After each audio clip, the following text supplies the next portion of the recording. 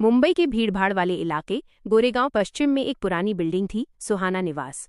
उस बिल्डिंग के तीसरे माले पर रहता था हरफन मौला नौकर भोलू तिवारी, जिसे पूरे मोहल्ले में लोग प्यार से भोलू कहते थे। भोलू की खासियत ये थी कि वो हर किसी का काम आधा करता था और हंसी पूरी देता था। कभी झाड़ू लगाते लगाते वो डांस करने लगता, कभी बर्तन धोते धोते गाना गाने लगता, और जब मालिक से डांट पड़ती तो मासूमियत से कहता, साहब अगर मैं हंसाऊं नहीं तो घर इतना सुना सुना नहीं लगेगा क्या। उसके मालिक थे रघुवीर चौबे, एक रिटायर्ड बैंकर जो खुद को नोटों का ज्ञानी मानते थे। उनका पूरा दिन अखबार पढ़ने, रिटायरमेंट का हिसाब लगाने और भोलू को डांटने में बीतता था। एक दिन चौबे साहब ने भोलू को बुलाया। भोलू, जल्दी आओ, तुमसे बहुत ज़रूरी काम है। भोलू दौड़ता हुआ आया, हाथ में झाड़ू और कान पर ईयरफोन। क्या हुआ साहब, किसी ने फिर से अखबार में आपका फोटो छाप दिया क्या? चुप, ये देखो। चौबे साहब ने मेज पर 500 के कुछ नोट फेंके। ये सारे नकली हैं। भोलू की आंखें चौड़ी। साहब, नकली नोट? फिर तो हमें भी पकड़ लेंगे क्या? मैंने तो सिर्फ एक नोट से आलू खरीदे थे। चौबे साहब बोले, मूर्ख, ये नोट कल रात मेरे कमरे में रखे थे। किसी ने असली नोटों की जगह नकली रख दिए। उसने फैसला किया कि वो खुद जासूस बनेगा। सुहाना निवास में अलग अलग लोग रहते थे। पप्पू पेंटर, जो हर वक्त दीवारें रंगता और लोगों की जिंदगी भी रंग भर देता। शकुंतला आंटी, जो दूसरों के राज इकट्ठे करने में माहिर थी। और ललिता मिस, जो एक्टिंग की ट्रेनिंग देती थी और हर वाक्य में डायलॉग डालती थी। भोलू ने सोचा, इनमें से कोई तो है जिसने चौबे साहब के नोट बदले हैं। वो रात को एक नकली मूंछ लगाकर बिल्डिंग में घूमने लगा, जैसे सीआईडी वाला एजेंट हो।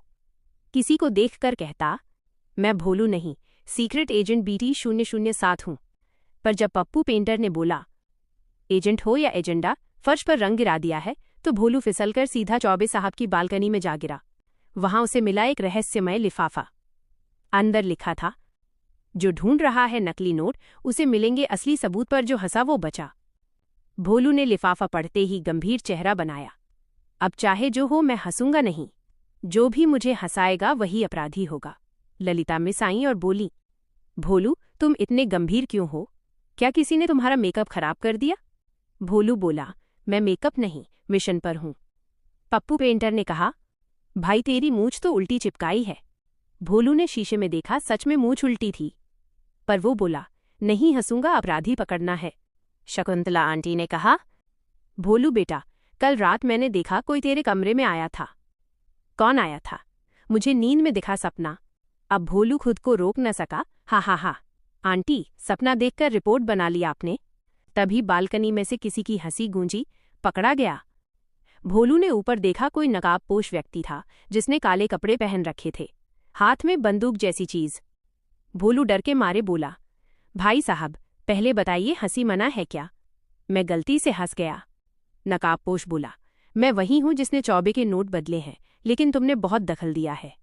भोलू ने तुरंत झाड़ू उठाई, तो झाड़ू खा। वो भागा, ठोकर खाई, फर्श पर लुढ़का और नकाबपोश पर गिर पड़ा। नकाब उतर गया। सबके सामने सच्चाई आई, वो खुद चौबे साहब थे।